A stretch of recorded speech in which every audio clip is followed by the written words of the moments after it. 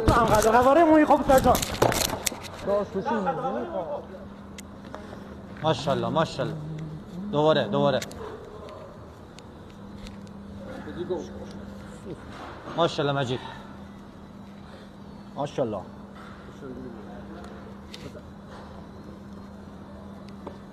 ماشاءالله مجید داشت مربی مچنازی برنامه مچنازی خواستی قیافت به مربی ماچ میخوره خب خبر داره ها مچنازی ماشاءالله مجید مچندازی دیگه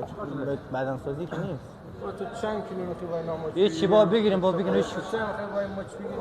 حالا یک مچ مو بهش میدیم میگم اون مربی ماچ میخوام تو ماچ بگیری برو جان برام فهمم برو سر دار ما کمرون خواب مچندازی که به قیافه نیست دیگه اون نیست یاد بگم بخوره برو رفتن حساب می‌کنم میرم یه کار می‌کنم دارش اصلا گفتم یک مچ بگیرم مچندازی چیز لاول مترسی مچ بگیری ها تو هم قدر قواره موی خوب سرجان دارش بشین میزنی خواه چلی ماچ بگیری بایی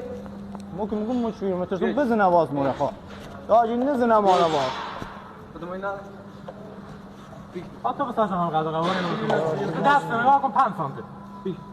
دارش مچ کن اینا نیست برو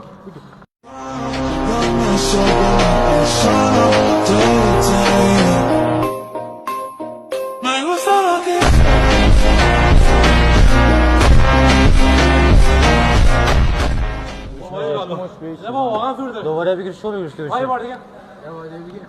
اگه سری هم می‌ریزدی همین گوشی موندم برات تو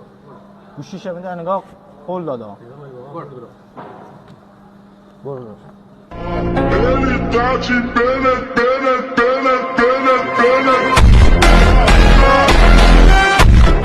نه والله دور دارم مچندازی که به چیز نیست به قیافه نگاه ما زد داغون نه من نظافت زیاد جارو زیاد کردم مچم قوی رسید دهن مار سرویس ببخشید مادام آره